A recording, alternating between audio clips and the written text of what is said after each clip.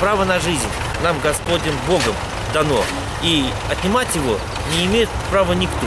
Мы Республика Беларусь, демократическое государство в центре Европы. Насколько мы можем себя противостоять вообще всему европейскому сообществу в моментах реализации своего права на казнь своих сограждан, которые приступили закон. На мой взгляд, как правозащитника, мы должны от этого уже отказаться. Никогда зло не может повлиять и сделать какое-то добро. Всегда надо на зло отвечать добром. Это будет высшая гуманистическая цель. В момент применения смертной казни в отношении двух молодых парней. Мнение в Беларуси разделилось.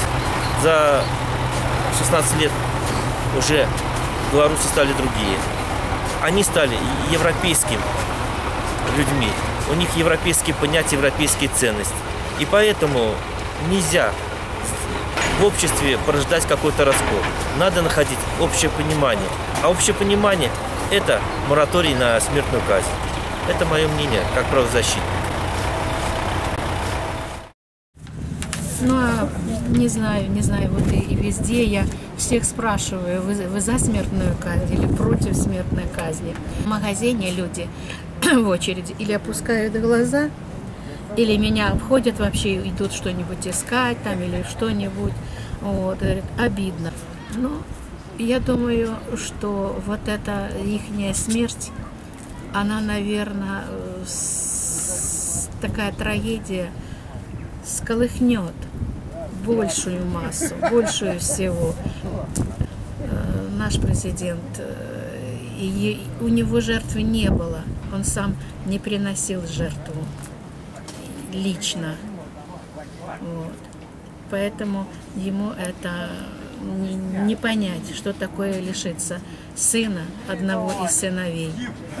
Вот. Я так, допустим, за то, чтобы все дети живы были, правда? Я вспоминаю вот этого Михасевича, которого будоражил тут Витебск весь.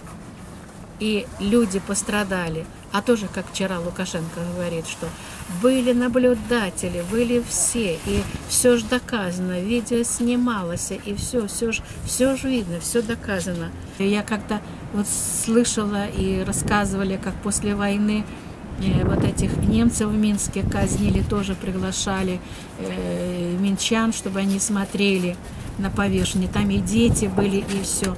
Это же такая травма психики. Это все такое ужасное, ужасное. Это никогда не хотелось бы, чтобы у нас вот это все делалось.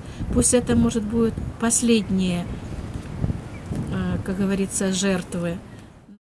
Смертная казнь должна быть отменена. В любом случае. Это признак зрелости государства.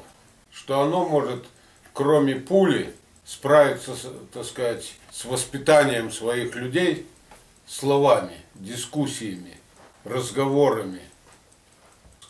А жизнь отнимать никому не позволено. И те люди, хоть они выполняли, как говорится, свои обязанности по долгу службы, ну, которые палачи, как их называют, так сказать, им Бог не простит.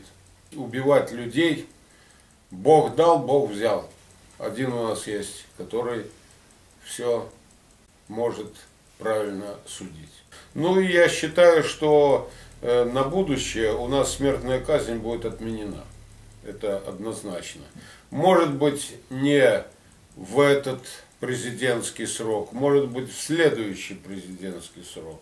Когда будет новый президент, тогда будет отменена. Может быть, и при старом президенте будет отменена. Мы посмотрим, жизнь велика.